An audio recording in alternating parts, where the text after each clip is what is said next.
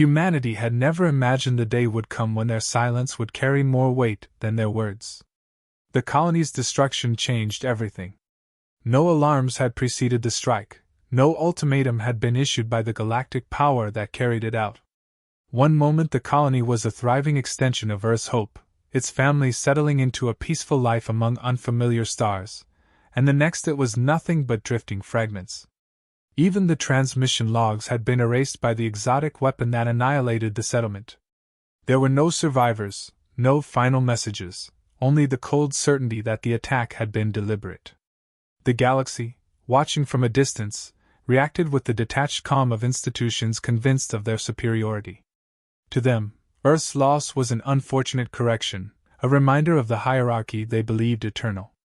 The envoy from the aggressor species stood in the Galactic Assembly that same day and offered what they called a formal clarification. Their speech was little more than thinly veiled arrogance, blaming the humans for expanding where they claimed humans had no right to exist. Their words carried the smug confidence of a civilization untouched by challenge for centuries. They described the colony's destruction as a containment measure, a strategic necessity to preserve balance.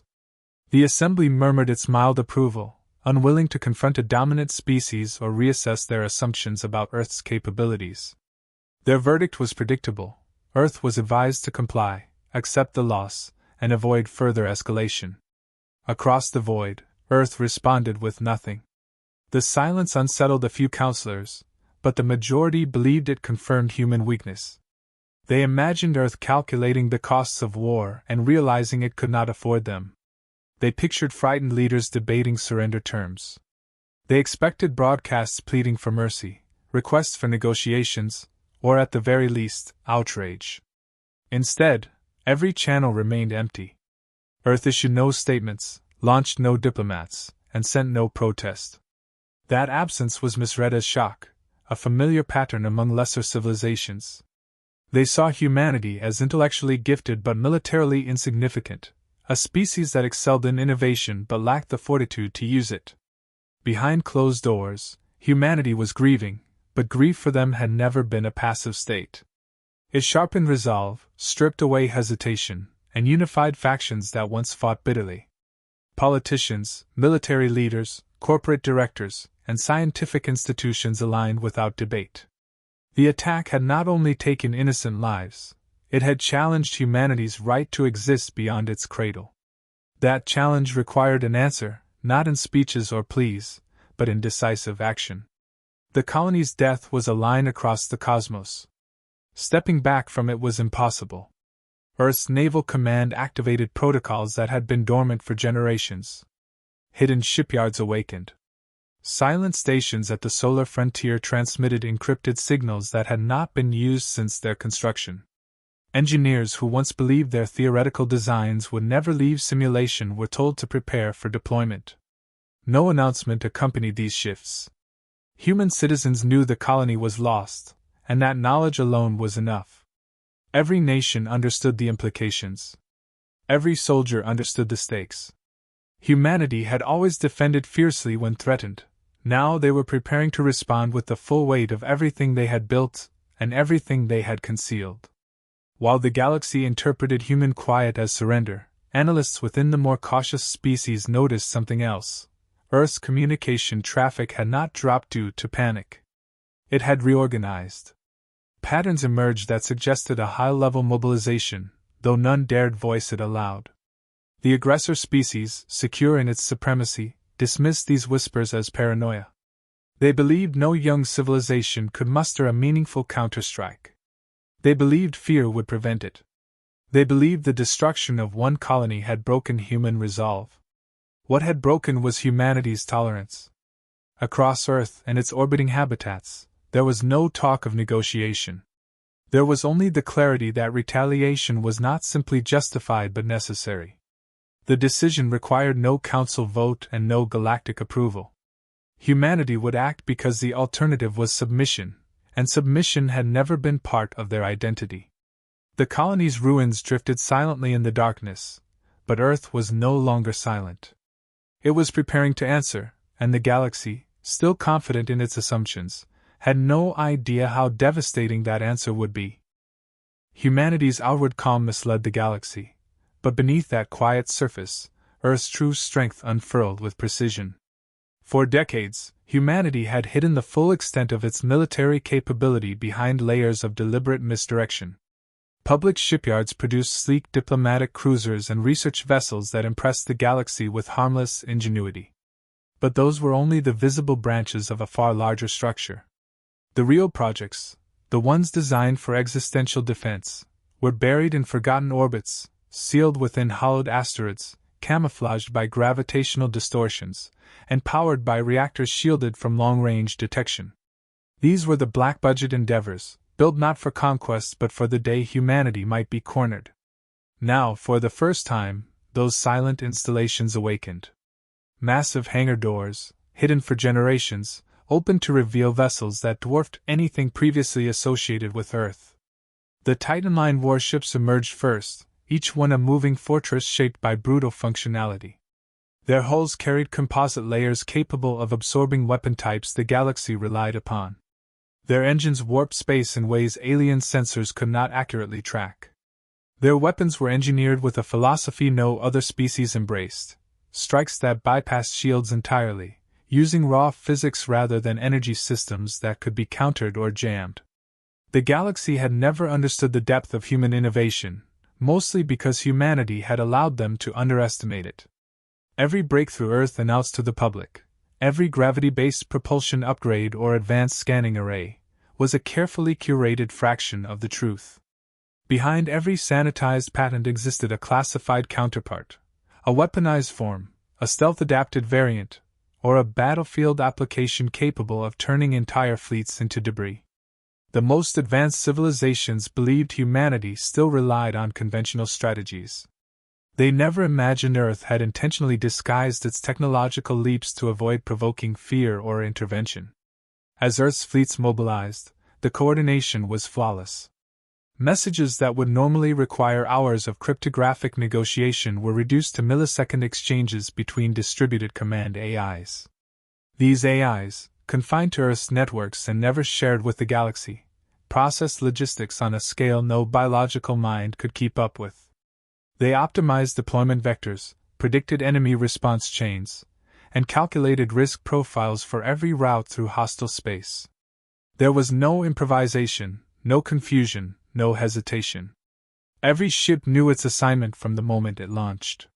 Human commanders stood at the center of this storm, not directing it manually, but guiding overarching strategy with an emotional clarity their synthetic counterparts lacked. Humanity had always excelled at merging intuition with technology, and nowhere was that synergy clearer than in their mobilization now. Officers who had trained for theoretical worst-case scenarios finally faced a real one, and their readiness showed. They issued concise authorizations that activated weapons never before tested outside simulation. They released encrypted directives that synchronized dozens of hidden fleets. They prepared for a retaliation meant to be decisive, controlled, and unambiguous. Meanwhile, alien governments still believed Earth lacked the means for large-scale conflict. Their perception of human limitations was based on outdated intelligence and centuries of assumptions. Reports of missing outposts and disrupted communications along the frontier were dismissed as anomalies. Even when sensors detected faint gravitational distortions indicative of massive fleet movement, their analysts concluded it must be natural cosmic activity. They had no basis to imagine a human armada moving under stealth conditions their models couldn't interpret. The first true indication came too late. A few cautious species detected energy signatures that made no sense, spikes and voids that defied known engine mechanics. Those anomalies were dismissed until they multiplied, forming patterns inconsistent with space weather or civilian activity. Still, no one acted decisively. The dominant powers believed their military superiority was unquestionable. The idea that Earth had surpassed them technologically was impossible in their eyes. All the while, humanity advanced silently, every fleet locked into formation, every gunship accelerating along calculated arcs. They were not rushing. They were not improvising. They were executing a plan built over decades of preparation and fueled by a clarity that only loss could deliver. The galaxy mistook human silence for fear. They never realized it was the stillness before a force they had never imagined would unleash its full strength. Earth wasn't merely retaliating. It was revealing what it had always been capable of, and what the galaxy had never been ready to face. The first wave of Earth's retaliation unfolded without a single wasted movement. The targeted species prepared for a confrontation they believed would resemble every previous conflict in their long history. They arranged their fleets in familiar defensive perimeters and activated shields they trusted completely. Their admirals reviewed centuries-old strategies, confident that overwhelming firepower and numerical superiority would force humanity into retreat. They had no understanding of what was coming. Human ships did not arrive with grand formations or visible propulsion signatures. They appeared as ripples in space, distortions too small to register as vessels until it was far too late. The opening strike came in the form of silent kinetic projectiles traveling at velocities their instruments were not designed to track. Shipyards that had operated for millennia vanished in moments. Hulls built to withstand energy weapons crumpled under the impact of raw momentum. Entire drydock platforms shattered before alarms triggered. The workers never understood what hit them. For the first time in their existence, the aggressor species faced opponents who did not follow galactic conventions. Human weapons did not glow, thunder, or announce themselves. They simply removed targets from existence. Communications faltered next. Human interference arrays bloomed across hostile space, bending signals out of alignment, scrambling encrypted channels, and severing command links without firing a shot. Admirals who had trained their whole lives for large-scale engagements found their fleets isolated, forced to rely on local directives that were outdated within minutes. Panic spread through vessels accustomed to perfect coordination. Crews tried to re-establish contact, unaware that every transmission exposed their location to human targeting systems. When the alien fleets finally detected humanity's presence, they reacted with disbelief. Human warships did not match any classification in their databases. Their hull geometry distorted sensor readings. Their engine emissions barely registered. Their weapons appeared to draw from physical principles the galaxy had dismissed as impractical. Yet every shot struck with surgical precision.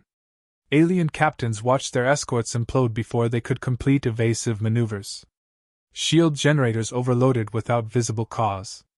Entire battle groups drifted powerless as human EMP pulses stripped them of control. Human commanders maintained calculated restraint throughout. Civilian infrastructure was untouched, even when destroying it would have slowed enemy response. Human algorithms filtered every target to distinguish military assets from neutral installations. No misfires occurred. No collateral damage marred the operation. That level of discipline only increased the terror spreading across the galaxy. A civilization capable of overwhelming force yet selective in its destruction was far more frightening than one driven by rage. As more alien forces scrambled, hoping to reinforce collapsing sectors, they encountered the second phase of Earth's strategy. Intercept groups wielding gravity-manipulating drives closed distances at speeds alien physics deemed impossible. These ships slipped between defensive lines, cutting through formations that had once been symbols of power. Alien admirals issued frantic orders to regroup, but their fleets were already fracturing. Every maneuver they attempted had been predicted hours earlier by human tactical AIs. Patterns emerged in alien reactions, and Earth exploited them without hesitation. The final realization struck the aggressor species when they attempted to retreat. Their long-range exits were blocked not by human ships but by precisely deployed gravitational anchors, trapping them inside their own territory. Their commanders watched escape routes collapse one by one until the entire region had become a cage. Those who tried to flee anyway found their engines failing inexplicably as human interference fields drained operational efficiency to near zero. Their ships drifted helplessly, waiting for impacts they couldn't stop.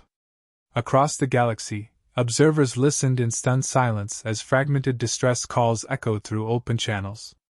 No one understood how Earth had developed such overwhelming superiority without anyone noticing. No one believed a young species could dismantle an empire's war machine in hours. But the evidence was undeniable. Every screen, every sensor, every transmission painted the same truth. Earth was not retaliating out of desperation. It was executing a controlled dismantling of a military superpower with an efficiency the galaxy had never seen. And as the final alien fleet fell silent, the wider galaxy realized something far more unsettling. This was only the beginning of humanity's answer. The moment Earth ended its assault, the galaxy entered a silence deeper than anything recorded in its political history. Every empire, union, and independent faction paused its internal disputes, its trade negotiations, its territorial planning. No one dared speak publicly until someone else did first. News of the annihilated fleets traveled faster than official statements could suppress it. Sensor logs leaked, showing impossibly clean strikes. Command recordings captured admirals whispering in disbelief, their last words cut short by sudden power loss. Civilizations that had mocked humanity now stared at the data streams, realizing they had never truly understood the species they called primitive. Earth did not broadcast threats or demands. It sent one transmission, short, unembellished, irrefutable. The message identified the destroyed colony, listed the casualties, confirmed the identity of the attackers, and stated that the aggressor's military capability had been neutralized. There was no anger in the tone, no gloating, no performance. It closed with a single line: any further aggression against human territories would be answered with equal precision and finality. The transmission ended. No follow-up arrived. Humanity did not argue, negotiate, or justify.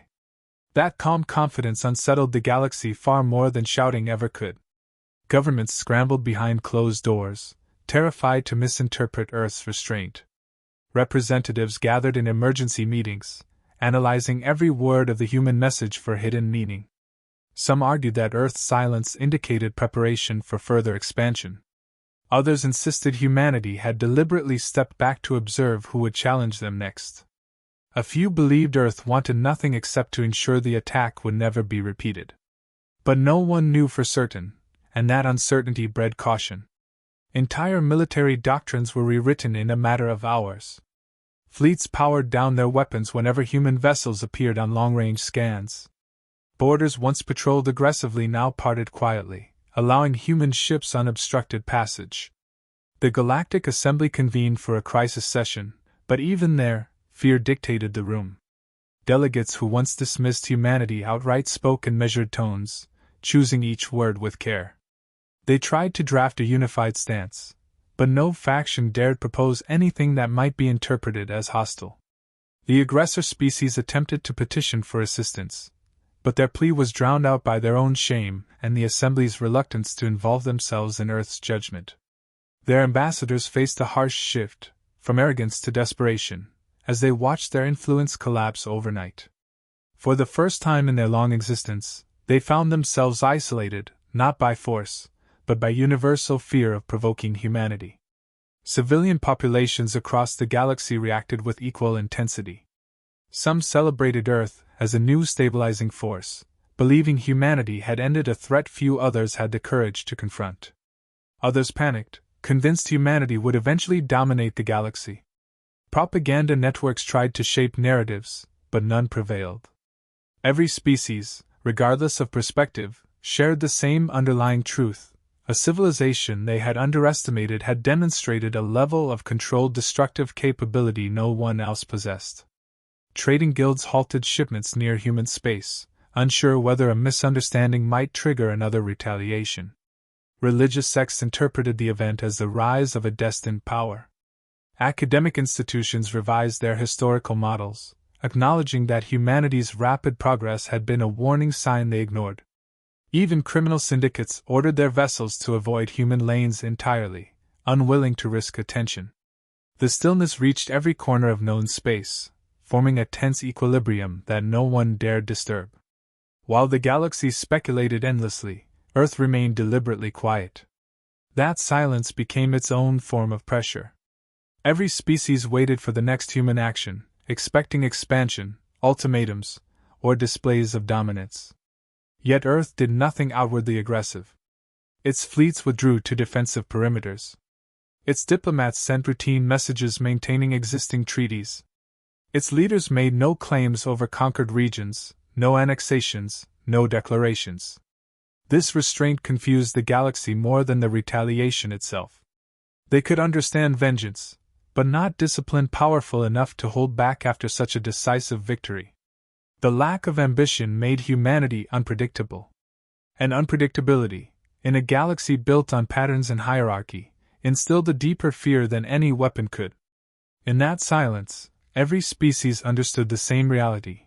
Earth had shifted the balance of power forever, and no one was willing to test how far its strength truly extended. The aftermath of Earth's retaliation reshaped the galaxy in ways no power had anticipated. The destruction of the aggressor's military assets was not followed by occupation or territorial claims. Humanity took nothing from the species that had attacked them. Their worlds were left intact, their civilians untouched, their governments allowed to function without interference. This unexpected restraint forced every civilization to reevaluate their assumptions.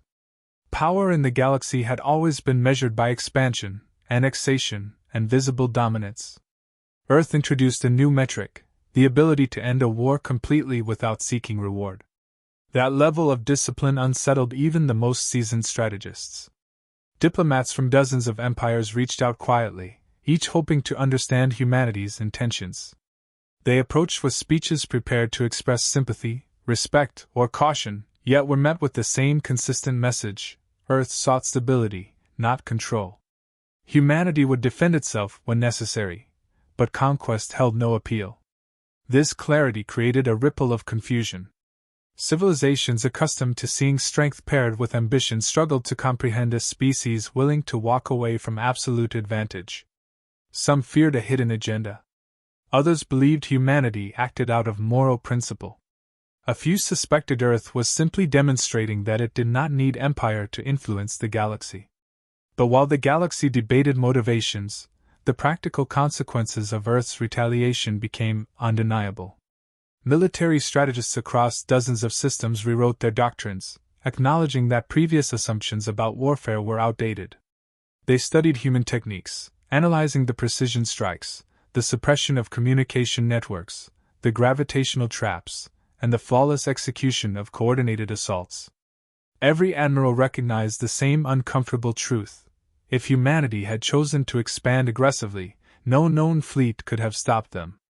That realization introduced a level of caution to galactic politics unseen in centuries. Academies introduced new courses centered on what became known as the human principle: never provoke a species that adapts faster than you can predict. Historians traced humanity's rapid technological evolution and finally understood what they had overlooked. Earth's pace was unmatched, its innovations relentless, its ability to refine ideas into functional systems far beyond the galactic norm. Cultures that once dismissed humanity now taught their children not to underestimate younger civilizations. Humanity had become the definitive example of why arrogance could be fatal.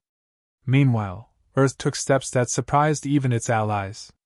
Instead of isolating itself or leveraging fear for political gain, humanity began offering limited defensive technologies to vulnerable species. These were not weapons, but tools designed to prevent the kind of unprovoked attack that destroyed their colony. Shield reinforcement algorithms, emergency signal stabilizers, and crisis response protocols circulated among smaller empires. This act reshaped perception again. Humanity was not positioning itself as a conqueror or guardian, but as a stabilizing force that valued the safety of neutral civilizations. Even powers wary of Earth's intentions found it difficult to interpret such assistance as hostile. The aggressor species, stripped of its fleets and forced into introspection, faced a different reality. Their leadership collapsed under public outrage. Citizens who had once glorified military dominance realized how close they had come to extinction through reckless pride. Earth imposed no further punishment. That absence of vengeance weighed more heavily on them than any reparations would have. They rebuilt under the knowledge that their fate had been determined by a choice humanity made, to stop at justice rather than continue to annihilation. Across the galaxy, whispers turned into consensus. Earth had become the determining factor in interstellar policy not because it demanded obedience, but because its actions left every civilization reassessing what true power meant. Fear alone could not maintain balance. but respect forged through strength and restraint could. Humanity had proven both. As new treaties formed and old rivalries faded, one truth settled over all known space. Earth had done more than retaliate. It had redrawn the boundaries of behavior. It had ended an era where dominant species acted without consequence. And it had done so without claiming titles, territories, or thrones. Humanity had not conquered the galaxy. It had simply shown that some lines, once crossed, would be answered with absolute certainty. And in that certainty, the galaxy found